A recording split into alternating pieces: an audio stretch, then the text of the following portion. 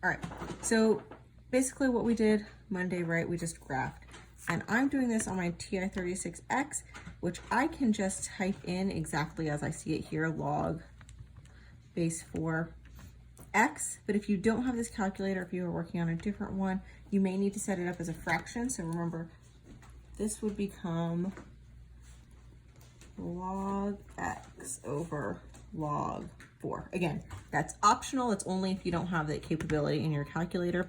So we want to state 3 points. We'll just make that table. And I can see that 0 is an error, so this is my asymptote. Okay, so I have 1, 0, 2, 0.5, and 3. I'm going to round up. This is 0.8. Now I'm going through this quickly because this is not the main topic of today. Just a quick review for those of you who didn't catch it yesterday or Monday. So 1, 0, 2.5, 3.8. Again, we're just estimating those dots. We're going to draw a curved line, and it's not going to run into the asymptote, so it's going to curve down. So domain, again, domain are our x values.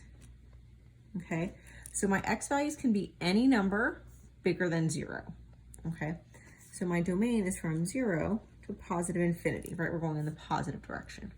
My range on almost all of these, our range is just going to be from negative infinity, because the graph goes down, to positive infinity, the graph goes up. So negative infinity, positive infinity. And in 9th grade, you may have heard that as all real numbers. Okay, our asymptote, we're going to go over that a little bit more, but that's where our barrier is for our domain. So that's where x equals 0. Increasing or decreasing, all that's asking is, hey, is this pointing up or down on the far side of the graph? And in this case, we keep going up, our numbers are getting bigger, they're increasing. X-intercept is where it crosses the x-axis. We don't really care about that. Okay, y-intercept is where it crosses the y-axis, and since that's our asymptote, it never does. Okay, and our end behavior, as x goes to negative infinity, so over here, as it goes to the left, our y values are going down. So we go to the left, our y values are going down, so that's negative infinity. And as x goes to positive infinity to the right, okay, our y values are increasing, so that's going to be positive infinity. That's it. Okay, so again, one more quick, actually, let's have you do this one. Okay, this is for you to do another graphing practice. Don't need the x-intercept, okay, but I do want all of this. I'm going to give you a hint here on the end behavior. X goes to negative infinity, y goes to positive infinity. That's standard, so we're going to keep that. So transformations is what in the equation tells me how this graph should look. So if I didn't have a calculator, I could have some idea of what it looks like.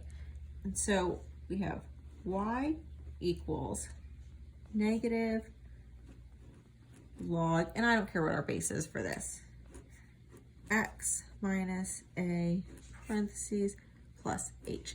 And this is exactly what you learned in 9th grade when we talked about it with linear functions, quadratic functions, exponential functions. It's the same lettering even and the same transformations, okay? So the negative in front is a reflection. Okay, so this is going to reflect it over the x-axis.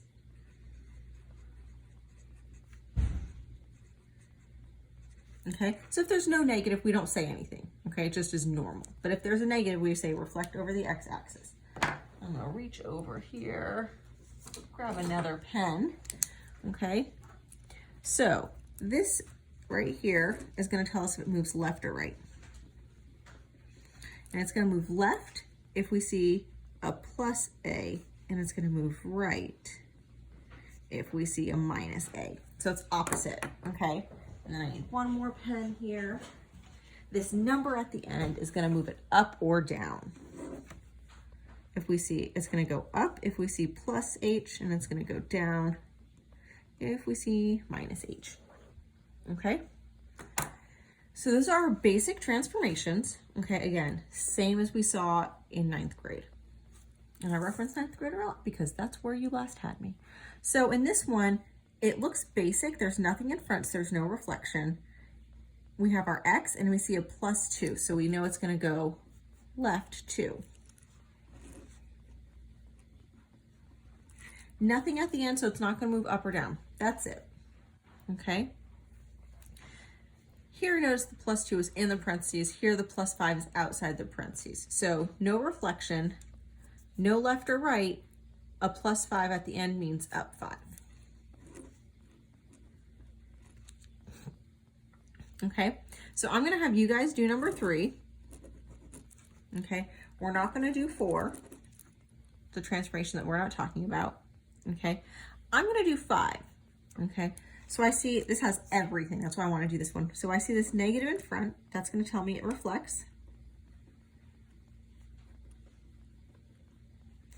I see this +2, and just like on number 1, that +2 is going to tell me that it goes left 2. And then that number at the end, that -7, is going to tell me down 7. Okay, and then we are not going to talk about this little minus in here. I'm going to label that for you though. That's reflecting over the y-axis. So if it's in front, it's the x-axis. If it's in with the x, it's reflecting over the y-axis.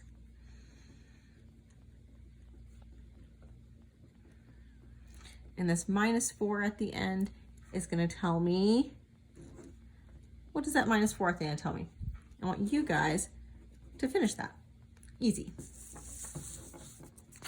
Next page, all right, we have the asymptote. Okay, and we talked a little bit about the asymptote in the video on Monday. I showed you how to find it. So when we're looking at our equation,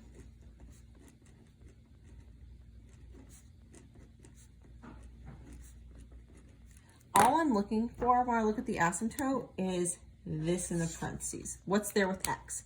We're going to set that equal to 0.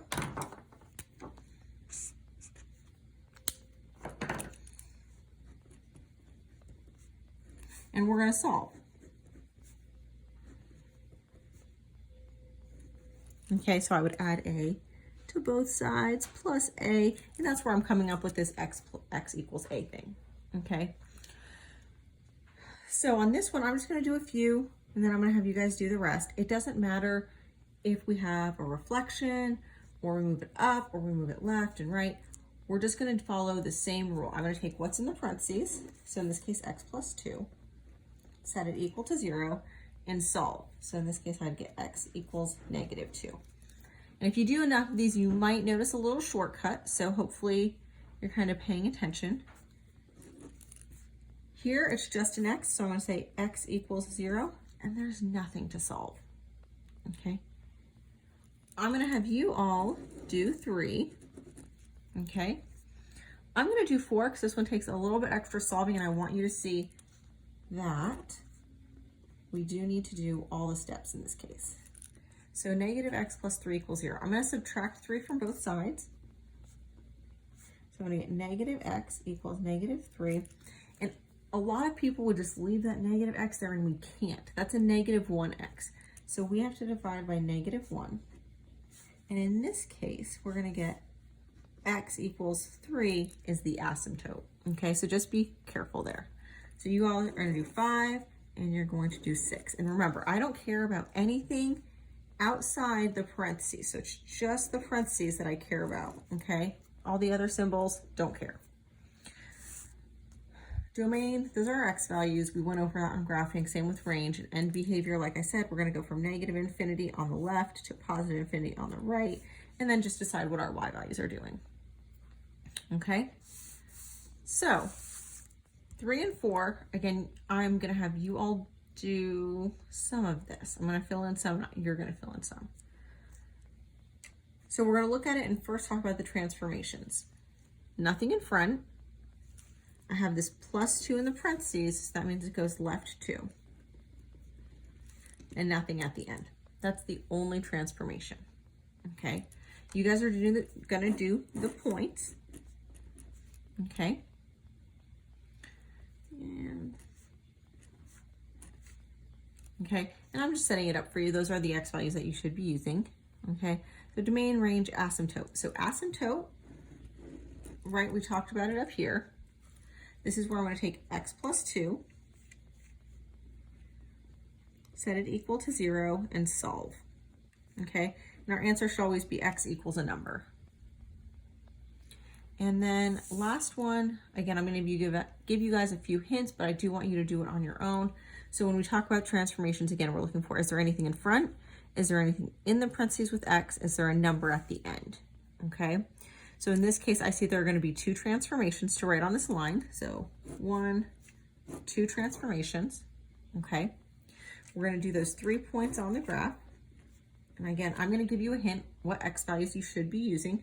You should be using -2, -1, and 0. Okay. And then domain range, I'm not going to give you the asymptote hint this time. And you should be able to do everything else. All right. So if you have any questions, make sure you reach out to me and ask.